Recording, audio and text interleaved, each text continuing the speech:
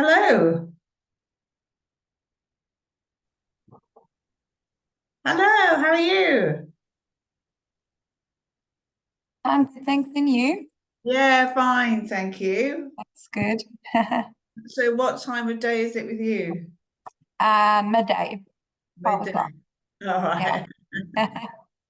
Yeah, so only an hour difference, then that's not too bad, is it? No, not Yeah, at all. yeah.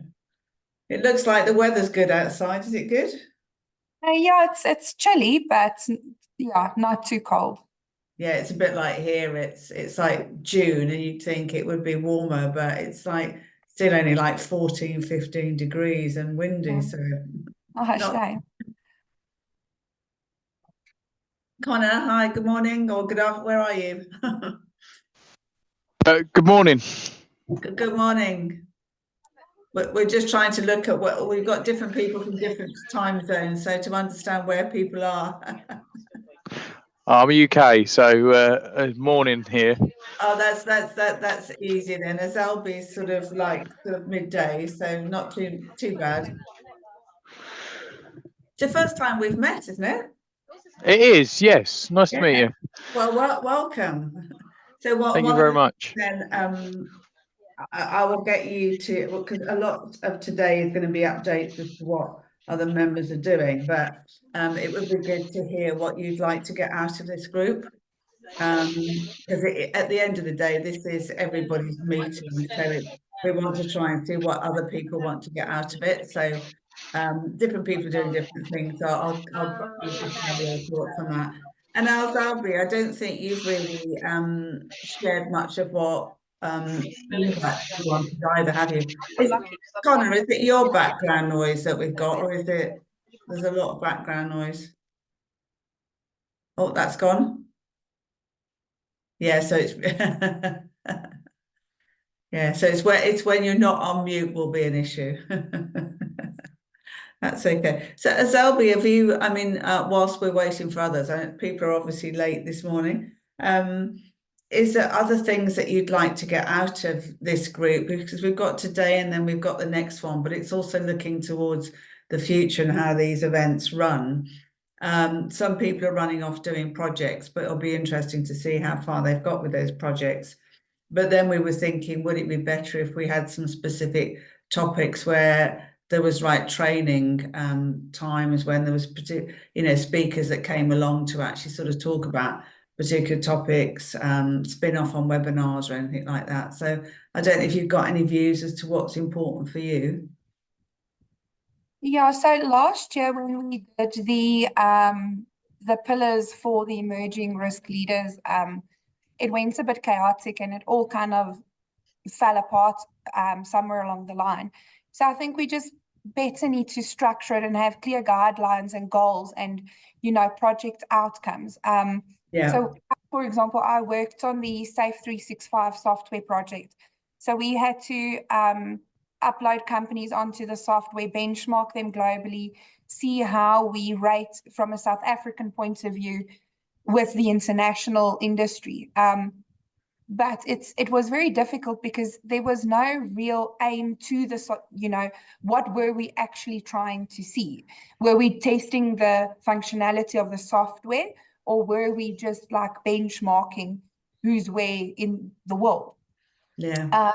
So definitely we need to look at, I really like the idea of the spin-offs, the podcasts. I did a podcast with Trevor earlier this Yeah. year on the psychosocial risks within the workplace.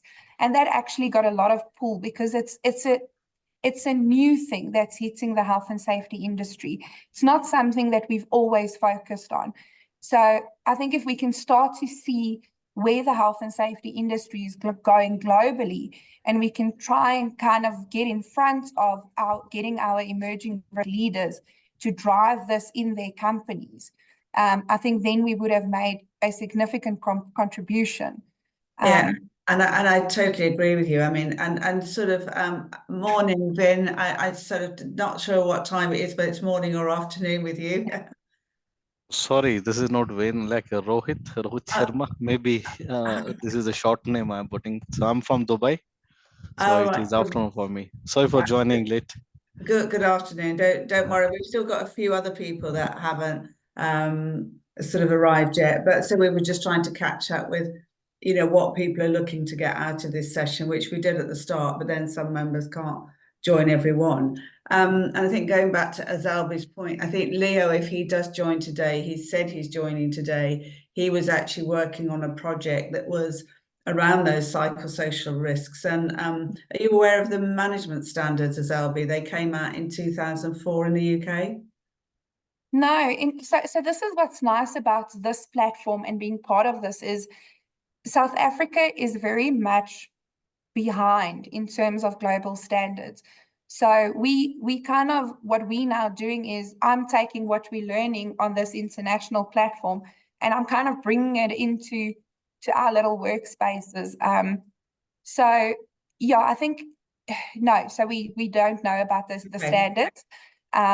When we were asked, I did a training session with a company one day and they asked me, how do you define when something is stressful? And I really had to okay, it's a horrible word to say, but I had to dumb it down for the people and say, when you sit in a meeting and your heart rate starts like boom, boom, boom, boom, boom, boom, boom, boom, boom, that is when you're now really getting stressed about something and something's not, it's not that, oh, you can't sleep or you've got insomnia. There's a lot of other things linked to it.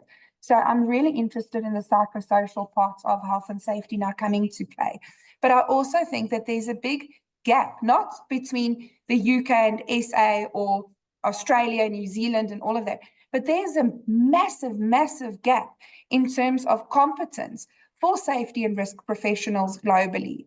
I mean, I did what Trevor's interested in, isn't it? Yeah, I mean, I did the NEBOSH International Diploma, and I actually struggled with it because it's based on international standards, and half of the things I didn't even know. I mean, we're talking about blood pathogens, and I'm like, am I going to do surgery or something? What's going on? And having experienced that myself many years ago, I know exactly how you feel. But also from a South African point of view, I was out there in April and actually broke my foot whilst I was out there. I won't go into why, because from a health and safety point of view, but I think it's really fascinating. But on the psychosocial aspects, I mean, the whole psychological risks has been recognised in health and safety law in the UK for a long time. But in 2004, they actually brought out what was called the management standards, and it was based on research from academia. But I think it missed the practicality. So they suggest that you should identify the occupational risks under 6 headings. So demand, so that's workload and things like that. Role and role ambiguity. So a lot of people get stressed because they don't know what they're supposed to do or how they're supposed to do it. So to do with role. Change. So lots of companies are changing all the time. So how well does an organization manage that change? Control. So how much as a person got control over their work, and some people will have no control because it's the very nature of the work, but then maybe that links into when you're actually employing people so they understand that that's what the job is. And some people might have too much control, and you can get low levels of stress and high levels of stress, and control can be, some people love it, some people don't like it. So, there's issues around that. Relationships, now that came in because of the whole bullying side. And I think it's something very nervous. People are very nervous about looking at relationships. And then the support that you give people to actually help address all of these issues, and anything else that in your business is relevant that you can do. But in a lot of the seminars and things that I've attended, an awful lot of people are not assessing these risks. There are a few that are, but it's almost as though health and safety professionals go, it's not my job, it's HR job, or it's occupational health job. And I think what's happened, to your point, is we're not assessing these risks, and therefore we're throwing lots of well-being benefits at people, but without knowing what is the causation. Is it work?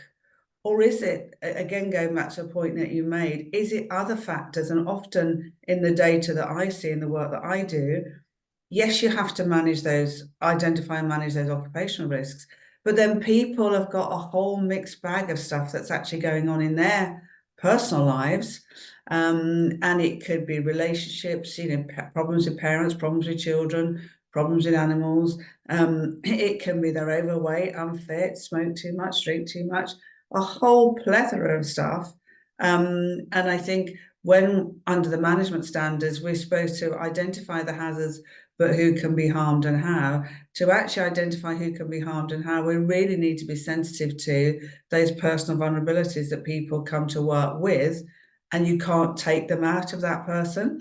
And I think this is where health and safety professionals need support in how this is done and who they then go to actually be able to do a proper risk assessment. So I'm quite passionate, as you can tell, about the people risks and the psychosocial factors. So I would love to actually see some webinars.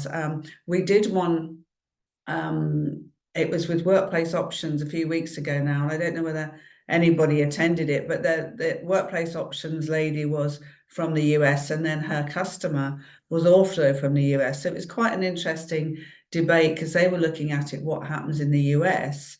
I was looking at it very much what happens in the UK, but they felt that as an employer, you can only do what you can control, and you shouldn't really get involved in anything you can't control. I have a different view, working with the employers that I work with, is that we have to identify those things that we think we can't control, but we can actually support our employees to help manage those things better themselves and work together on it. And particularly in the UK, there's a lot of our health system, we've got lots of waiting lists, people can't get access treatment, can't access support. So the role of the employer is becoming more and more important in the UK. And I guess this is going to go global as well. I think certainly we were talking about that in the US, and I'm sure it's going to happen elsewhere in the world. And sort of Rohit, I don't know from sort of from Dubai, from a UAE perspective. I mean, what because I don't think we've really had chance to chat much before. I mean, what's your perspective on these psychosocial factors, these people risks? Is it something you're experiencing? So just to let everyone know about my role, actually, I'm just based in Dubai, but I'm responsible for the global operations in my organization. So we work in the different industry sector from mining, metals, pulp and paper, food and beverage. So we supply the electrification and the automation solution. So we have a mixed kind of employees in the organization, from executive staff up to the service engineers, up to the workshops. We have a many workshop, we have a factories as well, and we have a project business. And so health and well-being aspect applies to us differently, because every role is different, every challenge is different. Okay. So Elizabeth, if I'm nicely like pronouncing your name, so you mentioned about South Africa one, actually, and I have a good to share over there, because it's not a psychological aspect over there. Today we have to equally understand the human factors, because human factors are closely linked over there in the health and safety and well-being, because every individual is different today. So someone they cope up, and someone they can't cope up, because the pressure we all feel pressure 360-degree. Even today I am in a pressure now. Last 8 hour I'm in the calls. I'm missing my lunch, for example. I don't have a time back to back. But you can see these human factors. Someone can cope up, they can't cope up. And I'm sitting in a desktop job today in last 8 hour. Just imagine the scenario, who is doing the hands-on work today in a factory or in a service on a equipment. Work-life balance or the health and well-being aspect are going to be totally different for that person as compared to the people who are sitting in office. So we have our employee engagement survey, and we were like struggling a lot over the years why work life balance is always having a low score in our company employee engagement survey. So we did a deep dive. Every time if HR they see that, okay, they see, okay, run some kind of well-being program, that's enough. Okay, but that's not the solution for us. So last 2 years, we invested a lot of efforts to have a deep dive in the findings of this employee engagement survey, what people give us a feedback. And ultimately, we end up with so many factors in those analysis. First thing, do we have an adequate level of resourcing? If we are 5 people in a team and you have only 4 people or 3 people, your customer is same, your task is same, ultimately you're going to load this work to someone. Yeah. One thing. Secondly, we stop a culture of a weekend emails actually. Clear management instruction not to have a weekend emails to any of the person, and also pick the people who are sending the email on the weekend, because again it's a human factor. You can't change people overnight, but if some of the managers they are really sending the emails repeatedly to their employee in the weekend, and I'm talking about a global atmosphere where culture is different, okay, local sentiments are different, okay, so we have to see the things differently, and then we have set this rule in certain countries. I think we can start to get some kind of positive feedback from our employees. And at the third part, we reach out to the managers, we had an interaction and had an interview with them. What is the challenge you feel today? Forget about productivity. Productivity is the outcome of these issues, but how you feel, where you are not confident to tackle employees question, and they open up. They says, oh, I don't have influence on HR, on recruitment. We open a position and sometime it takes 3 to 6 months actually to close that position. So if the employee leave today, I have to balance that workload for 3 to 6 months within the like a one shot or two shot to the people. So these all factors collectively impacting the organization health and well-being culture.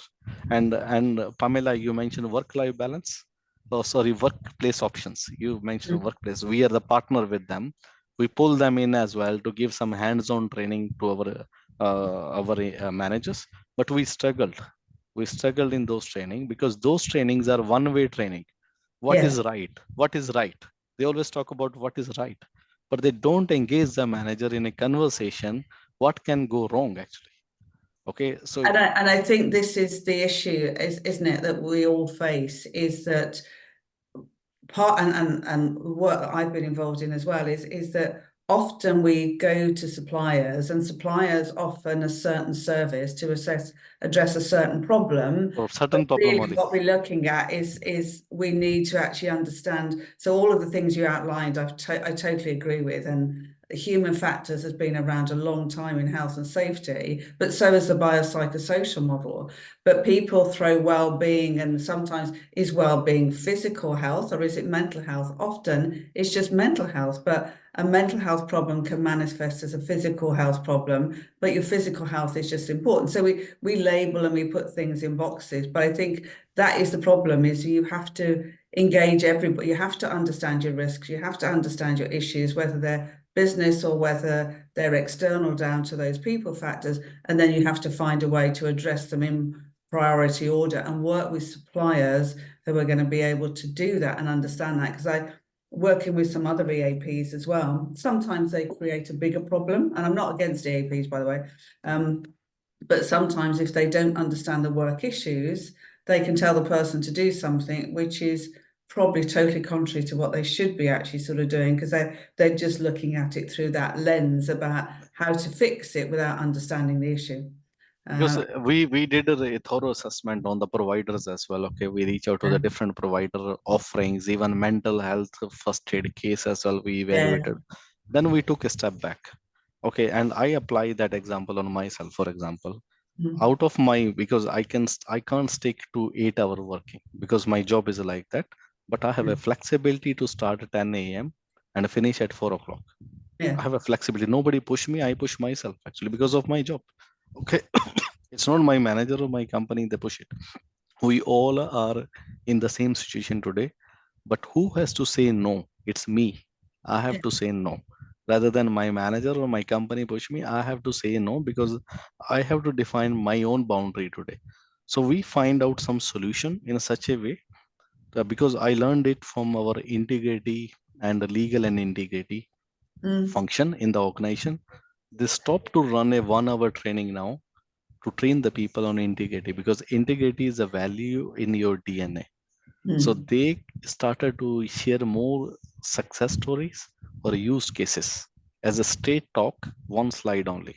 And this is if you can't convey your message in 3 minutes, forget about the 8-hour training will help you in that. Okay, so that was really a powerful message for us as well, to look in health and safety as well as in health and well-being part. So we opted a solution. We reach out to a partner who give you a offering on an app for a micro pause. So micro pause is with you. You are sitting on a desk, you are commuting to work in a train, okay, or you are with your family outside somewhere. So you can find out your own contents, what you want to know. Because you talk about mental health, you talk about physical health. Today is another element is really complex for all of us, financial health. Mm. Financial health, because we all are concerned what is going on in our social, or like you can say geopolitical situation going on around us. So we all are worried about that. So you can't maintain a happy well-being at work if the people are more worried about their mortgage, about their future planning.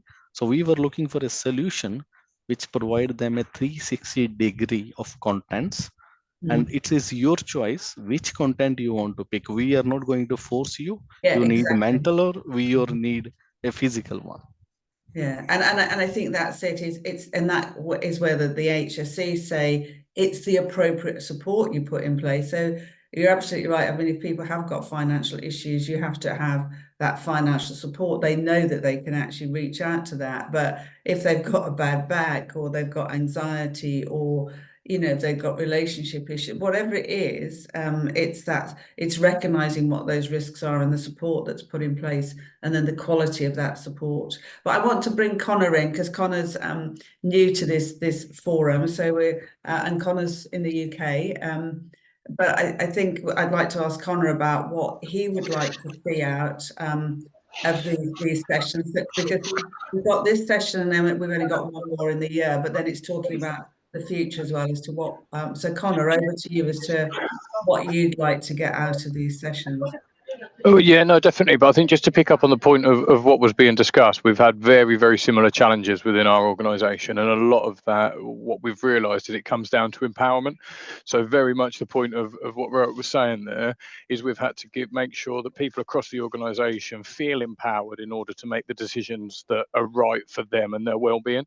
And then what we also needed to look at to support that is around the organisation processes, because all of the challenges that we're discussing are the things that really do keep people up at night and determine their ability in order to perform in the way that they need to.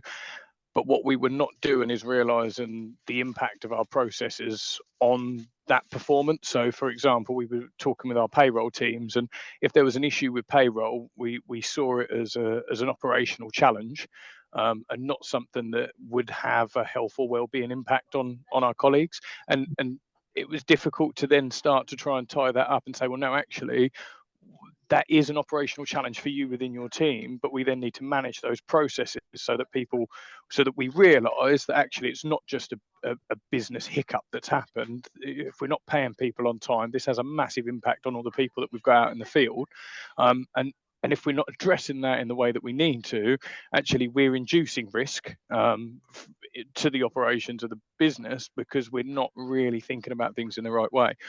That then needed to be supported, as I say, with making sure that people across the business feel empowered. So we've done a similar thing where we very much relied on external service providers to help us manage those risks, and we've soon realized actually that needs to be driven by the organization itself.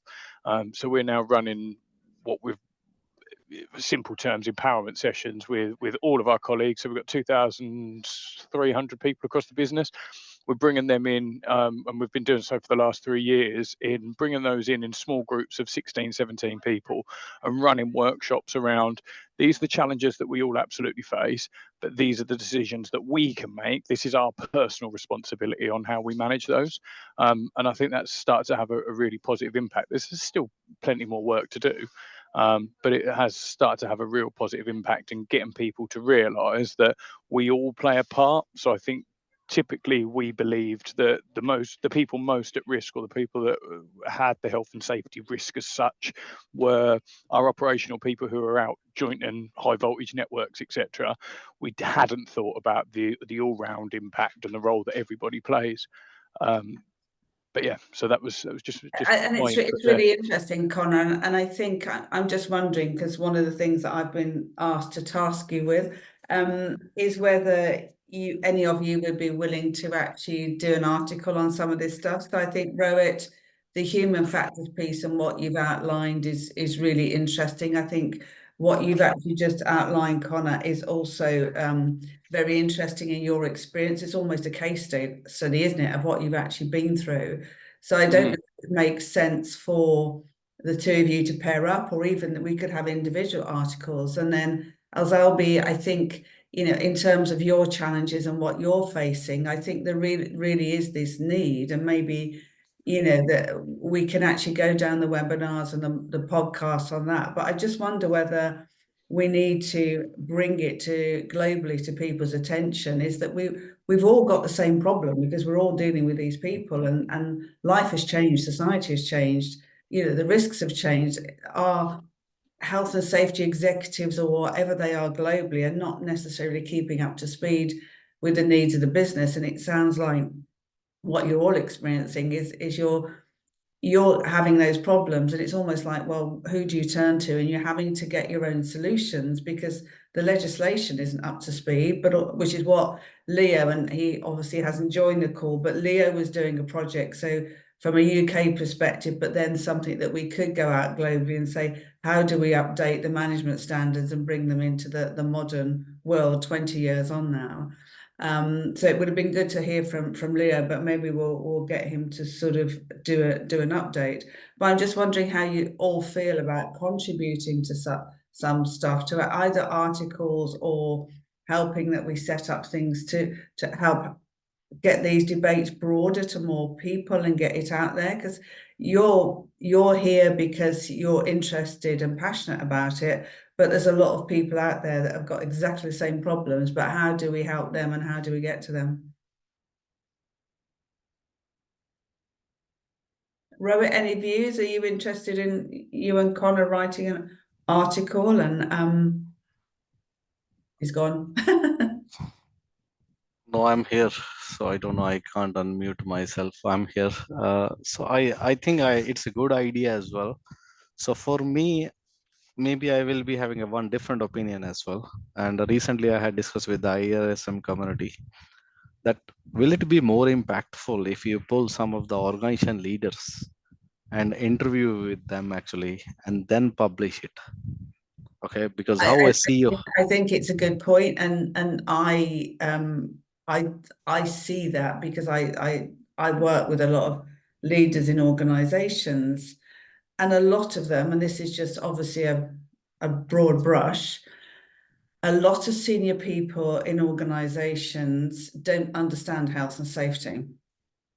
They Maybe will, that's the perception. Maybe that's the perception. yeah, And but yeah, but I it had depends on whether they've got somebody that understands it on the board often. so actually I have spoken. I was in IIRSM awards ceremony as well, and I was speaking to the different stakeholders over there. Yeah, So you can find in a market there are a lot of companies are there where CEOs can answer more than even the safety managers as well. That's yeah, the majority level of the company. And today maybe one of the drawback is there that everything we present it as a health and safety issue, but they see it as a business continuity issue, a downtime yeah, issue. yeah, Okay, so because we present the solution as a advice, but they once it will come from their side, there will be more impact on that. So I will suggest actually if this kind of like a request we can ask for certain big brand as well. Okay, yeah. a senior leaders they come up or they share their own story. Okay, or they say what it value to them, or they can link it with the financial impact. For me that will be a wider and loud message in the community as well, and that will be setting one example. I think it's a good idea, because I don't disagree with you, because we I think what they do is they put it into their own language, so it isn't health and safety language as health and safety professional knows it. They convert it in something else. Often it's to do with cost, but also it's things like reputational risk. So it's big, but I think some health and safety professionals find it difficult to get some of the messages up. And I've got a major employer that I'm working for at the moment, and you know, they've got over 300,000 employees, and they are finding it difficult to get the messages through to sort of the main board. But I think it's that language differential that they're having issues. So sort of like supporting that. But I agree. I think going and getting some of that, it would be great from a PR perspective. But I think it will then resonate with organisations that will then resonate with the professionals. Alzalbi, I mean, in South Africa, I mean, what do you think? Is that something you think would work in South Africa? And I know, Rohit, you might know this from your experience, but Alzalbi, what do you think? I think our biggest problem that we experience in South Africa is that safety professionals are very much left to their own devices. And this is where the problem comes in. And my question, the reason why I raised my hand earlier was, how do you go? Because mental health, yes, it's been around for ages, but in South Africa itself, it's never been practiced. It's never been a thing where a lot of focus has been on. Focus in South Africa has, for example, been in the construction industry, not to fall off of scaffolding, not to, jump off of things, that type of thing. We've never had to really deep dive into the mental and the emotional and the financial stresses that people face in their everyday life. And the first thing you're going to get when you go sit in a shareholder meeting and say, listen, you guys, we're now entering a new era for health and safety where we do need to start, focusing on the external factors such as financial risks in their private life. This person is getting divorced. This person had people who passed away. How do we as a company support them? Because 100% correct, those external factors do have an impact when they do come to work. As much as we say you leave your personal problems at home, it doesn't stay at home. It comes to work with. Yeah. Now you're going to sit across a meeting, a boardroom table from shareholders, and they're going to go, I pay this person to do his job. If he can't do it, well, then he should get out. And this is unfortunately 99% of the reaction that you're going to get in South Africa, unless you work with companies who have international brands, like the DHLs and those companies. I know that they are bringing into their businesses in SA this type of thing, but it's still a struggle where, there's people aren't buying into it the way they should. It's very simple. I pay you to do a job. I don't care how you do it. I don't care when you do it, just as long as you do it. I walked away from a client in January because this guy had no respect for my private life. I would get WhatsApp calls 2:00 in the morning being like, why aren't you responding to my WhatsApp? I'm sleeping, dude. I'm sleeping. And I just said, I can't do this. And this is now, yes, we need to empower people, but we also need to be very, very careful.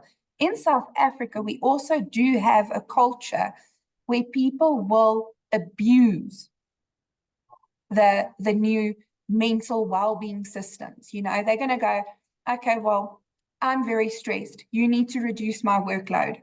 Yeah. You see, and this is... We get that in the UK as well. Yeah. So, and that's why I'm saying it's very difficult, because how do you get somebody to buy into something that for them it shouldn't be an issue? You get paid to do a job. It's as simple as that for them. And then you also have the financial impact of bringing in employee wellness programs. I mean, I've been trying for 2 years to get an employee wellness program approved. And it's not even that much money. It's 3,000 Rand a month for all the employees. Nope, it's not my problem. If he can't manage his money and he doesn't have enough money at the end of the month, that's his problem. He knew the salary that he was going to. Right. Did you want to say anything? Yeah, I wish that it was just that we were proactive and decided that well-being was really important. I think the reality is, though, it's very rarely that. And so we're in a position where when our investigation of incidents got better and we got better at root cause analysis, what we were able to identify, and unfortunately it was due to quite a serious incident where somebody got burnt, we then began to realise that actually the reason that this person wasn't concentrating in the way that they should have been on that particular task, because it was somebody who had all the competencies going, all the training going, all the experience going. The only thing that we could attribute to the root cause being is the things that were going on in the individual's personal life. And I think that is not the way that we want it to be. We want it to be, no, we need to take a proactive approach to well-being. Unfortunately, the reality is it comes down to incidents occur, and we then realise that actually, unless we look at this stuff, because we're very, very good at policy and procedure, and we've driven down the vast majority of incidents, but there's that stumbling block, that area that you can't quite get over when it comes to injury. And I think we've learned that actually most of that is now attributed to the fact that people are distracted, and they're always going to be distracted. And I can't remember who mentioned it earlier about the whole thing of you leave your personal life at the door, but none of us do that. It's impossible to do that. No, exactly that. So what we end up doing is it comes to work with us, we try and pretend it's not there, but it's a distraction. And unless we're offering people the right tools, the right support in order to deal with those distractions, their mind isn't on the tasks that we're asking them to do. And I've also had the conversation of, well, if they can't do it, then we'll find somebody else who will. But shock horror, the reality is everyone brings personal stuff to work with them. It might just be that somebody is struggling more than anybody else. And what we've then learned, and this is a challenge I've had to take back to the business, is you say that actually because this person's going through difficult times and whatnot, that actually the answer is to replace. What was that employee like before?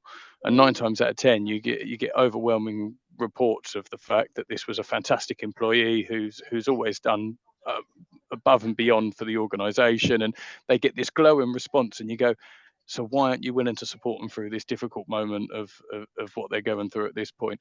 And that's where we've then got to, I wish it was proactive and that we said that we need to take a lead on well-being. It's not. I think it's now from learning from mistakes of the fact that actually this stuff is what's causing incidents. And it's the right thing to do, but sometimes the driver is that identification of actually this is a major contributing factor to some of the incidents that we have. What industry are you in, Connor, out of interest? So utilities construction. So we build, own and operate electric, water, gas, fibre and heat networks. Yeah, because the construction industry was trying to do quite a lot to actually move this forward. But I mean I can't remember the name of the organisation, but they get together an association of over 200 construction companies. So they at one point they seemed to be being quite proactive to actually change some of these attitudes. And there was a whole host of people from businesses that got involved, but that doesn't sound as though it's actually gone as far forward as maybe we would. I think it has in parts. I think talk to Zelby's point. I think there's 2 challenges. I think there's a leadership challenge in getting them to realise that actually we need to put some focus on well-being, and I think that is almost, it becomes a business case in itself. But we've been doing that now for the last 2 years because we've identified that there needs to be some work there. What is our secondary challenge is the fact of the stigma associated with the type of work that we do, and the vast majority of our construction operatives are not, well, they are now, but they were not comfortable with the conversations that we were trying to have when we started the program that we're on 2 years ago. It was very much, why on earth are you trying to talk to me about this stuff?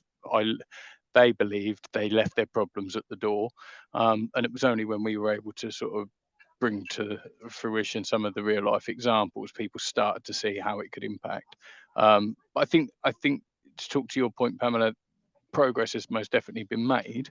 I just don't think we're quite where we want to be just yet.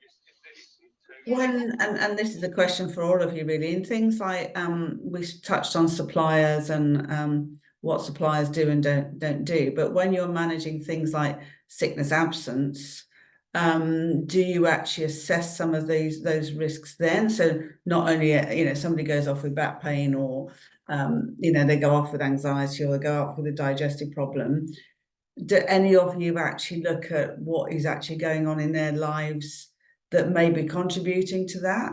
Or is that you just focus on the pure clinical and actually address those, or just address the absence? Or how do people look at? We hadn't been. We'd just been recording it as a sickness absence until about 6 to 12 months ago. When we started, we knew that we had a large proportion of people off with stress, but we didn't record it that way because we were worried about what that might look like. If I'm being perfectly frank, we didn't want to start recording the fact that there was loads of people off with stress because that was just going to look bad. It's probably the easiest answer, but we have got to a place where we realise the importance of that now. So it's starting, but it's probably a little bit late. But we're starting to start collating that People back. that go off with physical conditions can also have these range of risk factors that we're going on, which, I mean, anxiety, depression can present as low back pain or as tummy problems. I mean, we are connected, which I find frustrating when we just keep addressing psychological health and ignore everything else, because you never know how it's going to pop out.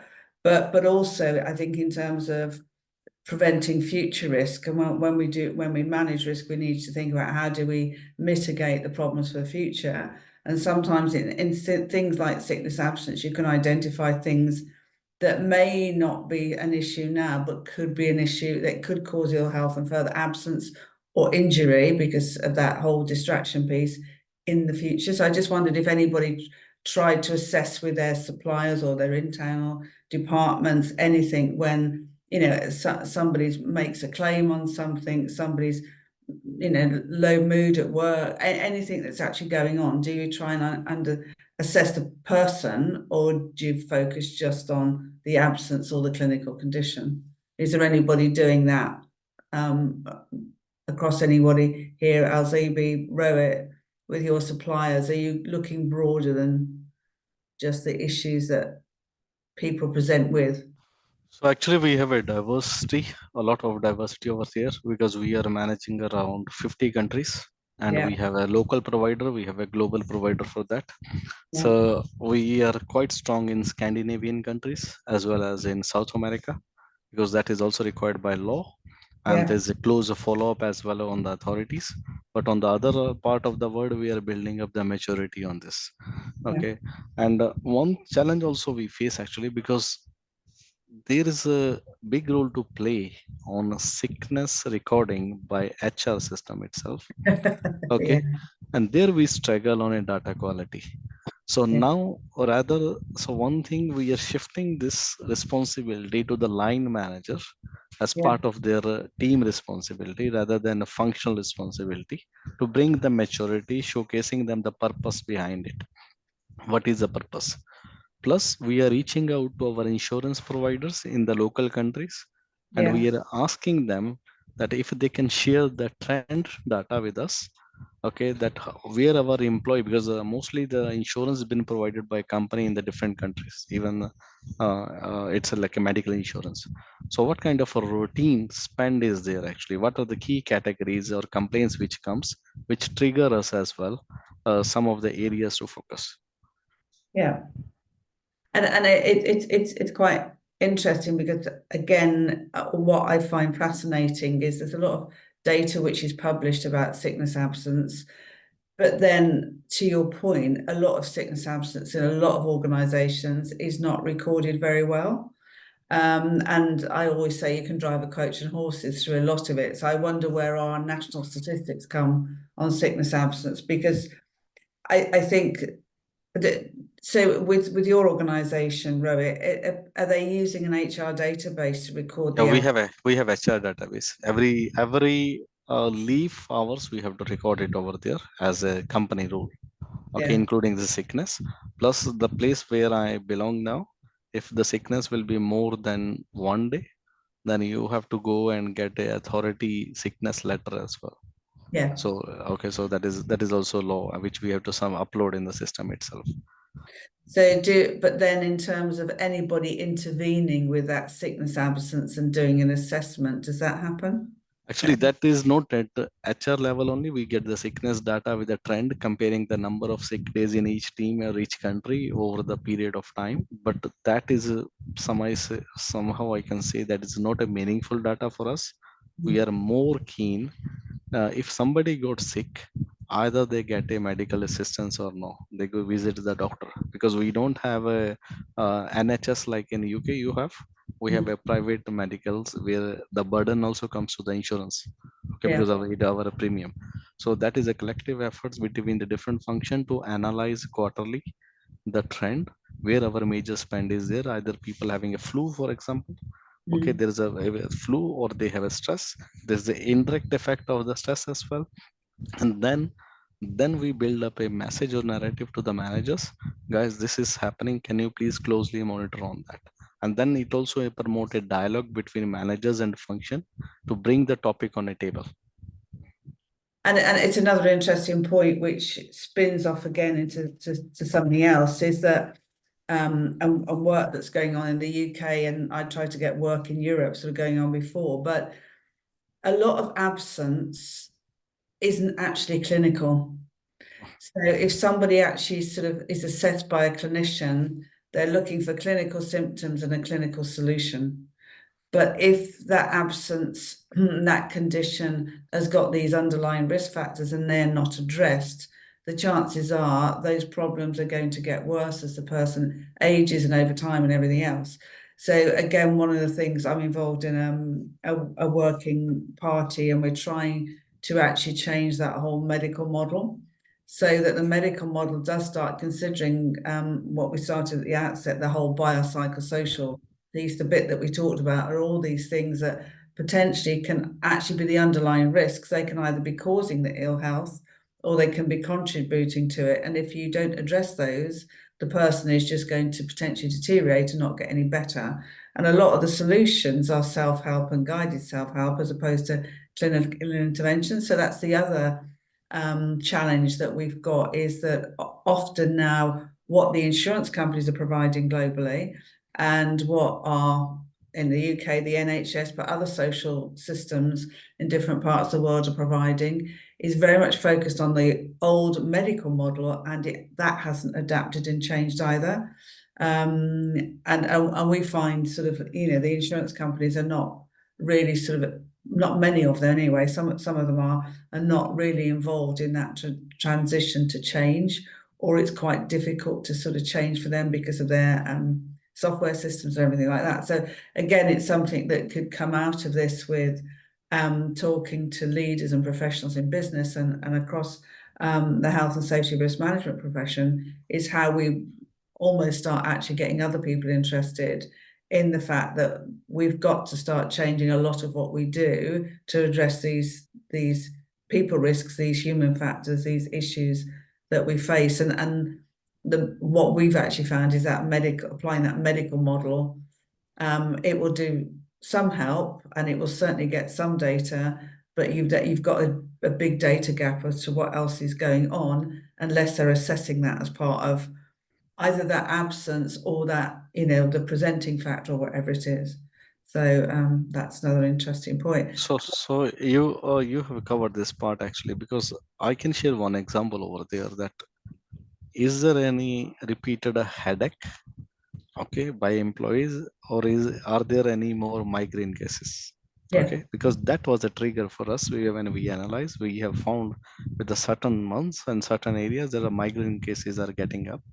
So Yeah. then we have come up with the health awareness session from our medical provider, open to all the employee, only talk about what is headache, what is migraine, because I think there's a quite thin line between both, and many time people ignore it, ended up from headache to migraine because it is a repeated the like individual work like a circumstances, people ignore it. Okay, they ignore headache, which ended up with a migraine. So then we discover this because our insurance has come up, oh, your numbers are going in this area. I'm talking about 1 or 2 year ago. And then we said, okay, let's build up like awareness to the people, so they treat headache rather than it reach out to the migraine. Yeah, and I think if you a headache and migraine is an interesting one, but take back pain. Yep. You know, eyesight, like taking care about the eyes as well, actually. yeah, That is yeah. another part. Yeah, and eyesight, we could go on forever about eyesight as Yeah. well. Dental stuff. I mean, Yeah. there's a whole host of stuff where people don't take care. But also, I think what you also touched on there is the issues associated with definition. Yes. Because if you, depending on how your sickness absence data recording works, you've got to have very tight definitions. But a lot of people won't know whether it's a migraine or a headache. They won't know the difference. And it's like with low back pain, they won't know whether it's something that's seriously wrong or it's because they've been doing a bit of gardening and they've got DOMS, delayed onset muscle soreness. So I think this is all part of the issue that we face in trying to cleanse and get our data as good as we can. Anybody else want to share experiences on what you do on your sickness absence or your occupational health in terms of what you assess when people either are ill or they're not coping at work or and I don't just mean mentally, I mean it could be physically.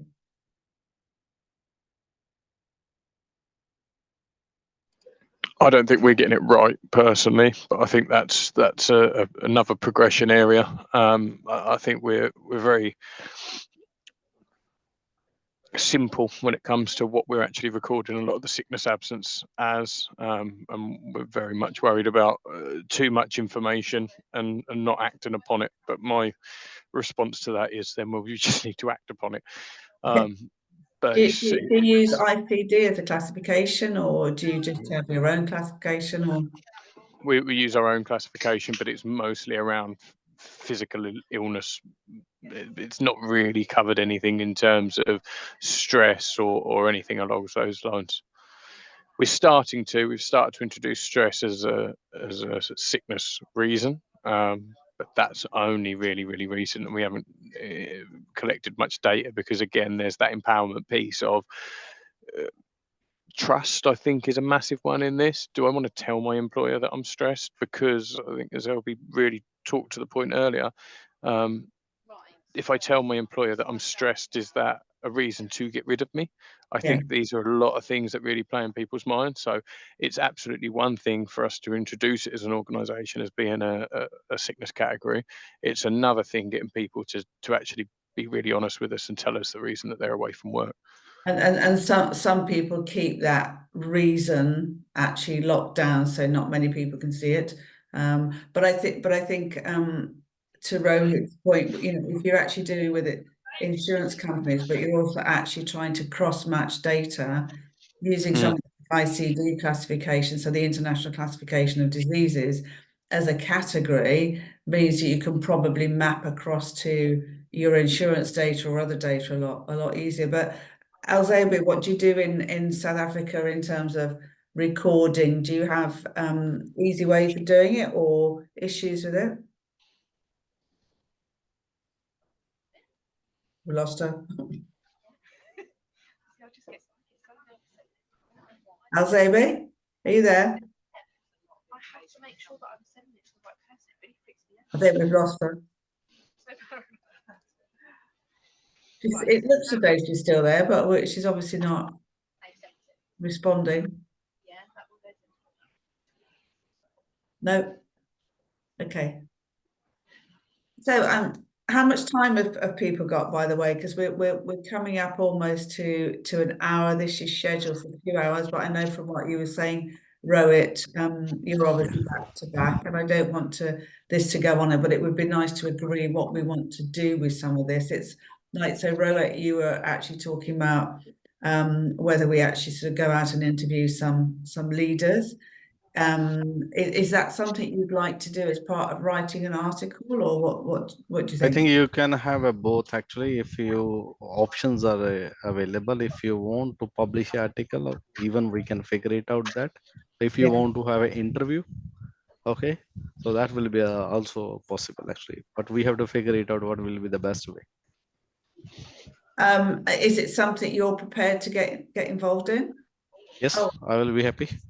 Okay, so and Connor, is it something that because we've got lots of articles and lots of things we can do with this, and it's just about, you know, what we want to get out and what we want to get out to a broader group. But is it something that you'd like to get involved in, and it's maybe share the case study of what you've actually sort of done as well, I think?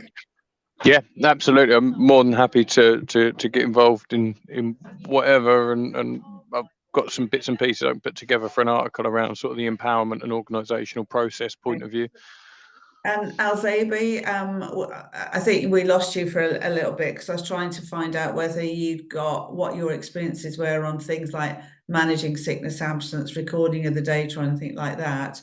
But also, what I'm interested in is because I think your experience in South Africa, you're not alone, and I think, as Connor said, we've still in industries in the UK and Europe and other parts of the world, you know, we've still got issues that are, you know, people still are very, very old fashioned. It's almost like going back 50 years. Well, if you can't do your job, you know, let's get somebody else. But that's not always easy. But also it's not always the moral thing to do. Also, two questions then. Have you got anything you want to share on the sickness absence side? What your experience is in doing that? So for us, it's actually very difficult to track because the doctors don't disclose the medical conditions that they booked off for. So when we get sick notes from employees, it purely just says unfit due to medical condition. That's all. It doesn't say it's because of flu or gastro or stress or nothing. They've got a set one-liner, medical condition. So it's very difficult for us to track whether or not they are booked off for stress unless they willingly disclose this to us. But then again, to Connor's point earlier, people are very hesitant to go and say, listen, yeah, I've been booked off because I'm not coping. Or, you know, I've got personal problems or whatever. So no, we actually don't track it. But then again, our medical system here also restricts the openness of diagnosis on the illness certificates. So everybody that's been booked off, it just says medical condition. That's it. There's nothing else. Yeah. And I think that's probably true in lots of places because it has to be with consent that people disclose that information. But then it does, if you're reliant on those medical reports and you're not getting the consent to look at those, it makes it very difficult for you to manage in the workplace. And potentially you could be causing somebody harm without knowing, unless the doctor is actually saying, you know, that, let's say, for example, they're not fit for normal full duties, but they could do this, that, and the other. Because it's like, how do you get somebody back to work, but that maybe needs to work, but if you don't know what's wrong with them, you don't know what they can and can't do without causing harm. So it becomes very complex. So when you monitor sickness absence, then you've got the absence, and then the sort of, you know, unfit for work. Do you monitor things like length of absence and things like that? Yes, so it's captured by payroll. Yeah. And then it goes into a monthly board report that says, like, for example, for the month of May, across the IPR company group, we had 15-day loss to a medical illness.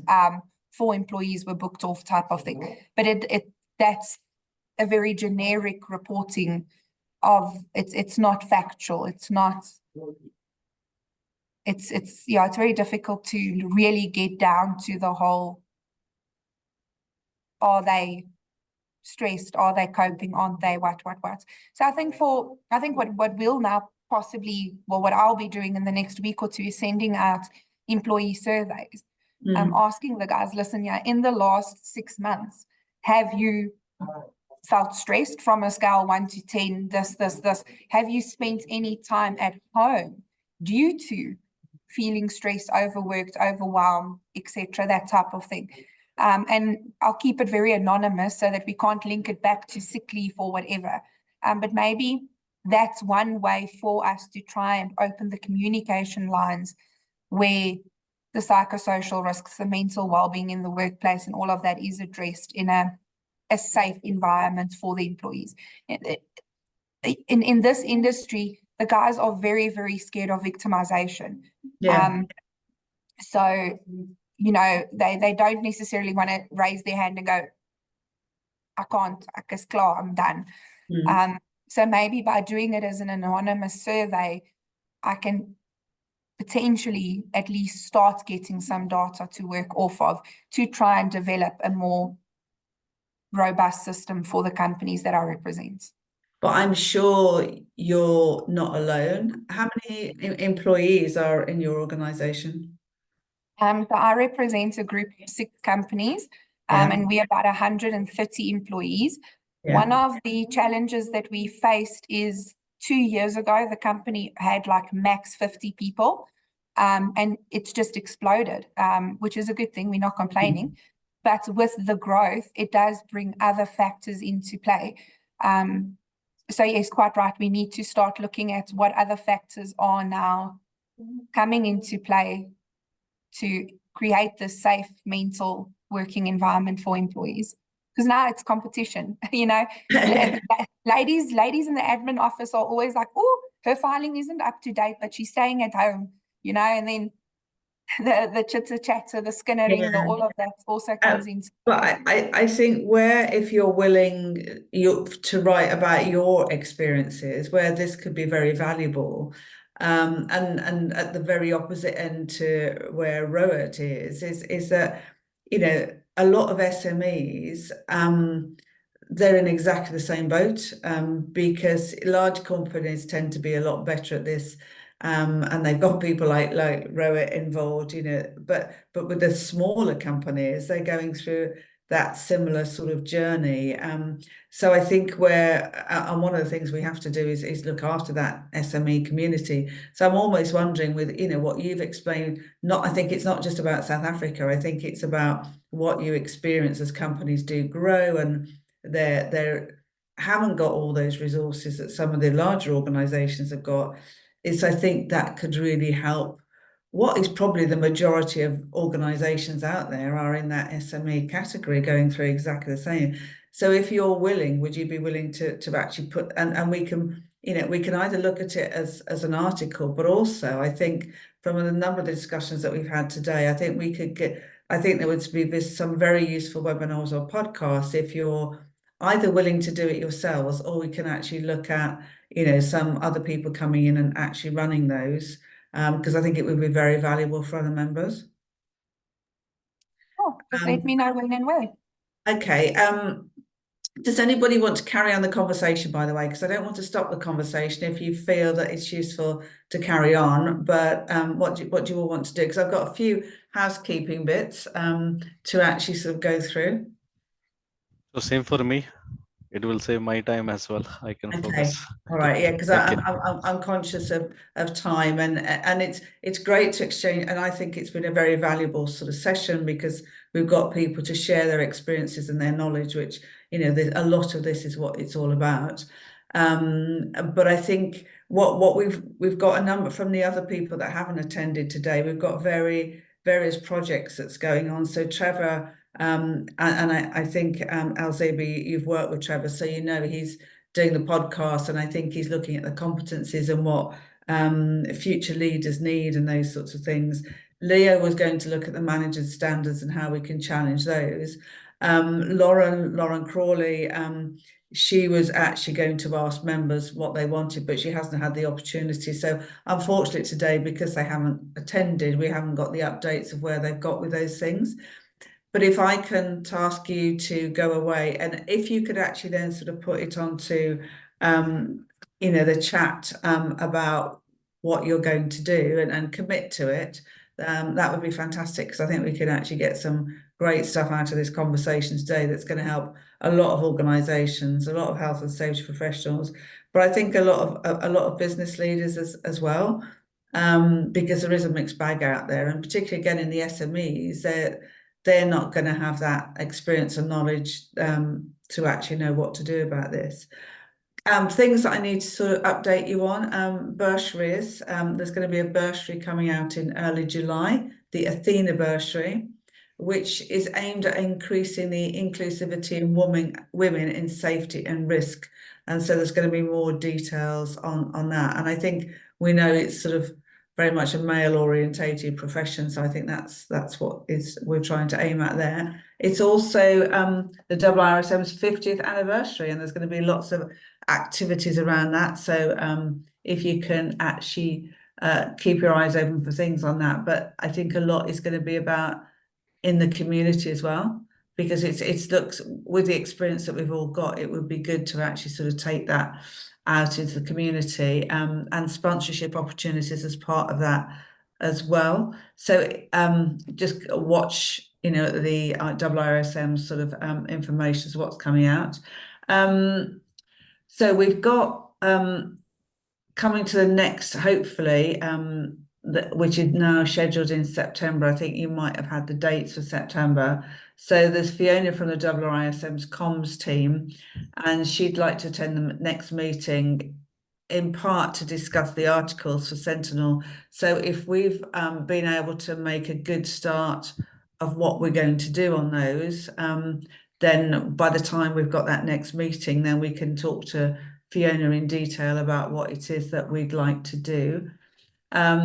There's also a lady called Karen Hewitt who is working with the IIRSM, and she's a comms strategy specialist specialising in speaking to C-suite. So this might link in, Rohit, to what we were talking about interviewing, senior leaders, and it might be if you can actually progress some of that. I'm quite happy to support on that as well if you want. To actually sort of talk to some of these people, and that would probably then link in with what she's looking for. Sabrina also thought it would be useful to attend the next meeting as a guest with her expertise on tackling challenges. So just to mix it up a little bit. So I think next one, we're probably going to have a few more people involved that are actually going to add. And then I think in the future for next year, it will then be about how do we take this forward so it's actually useful for the members that are attending, but also I think there's a lot of people who are quite passionate about taking their expertise and knowledge and actually helping progress things in the broader community. I think you've all sort of shared that today as well. So I'll do some notes from today if you can actually just approve them or otherwise. And then I will leave you to it just to, take things forward. But then if you can update us on what's happening, then that would be great. Is there anything else you want to ask or touch on? No, I think that's been really useful. Thank you. Alzabi? Nope, all good on my side. Okay, and Robert? All okay from my side. Thank you. All right, well, lovely to meet you all, and look forward to seeing you again. Take care. Thank you. Bye-bye. Bye. Thank you. Hi, everyone.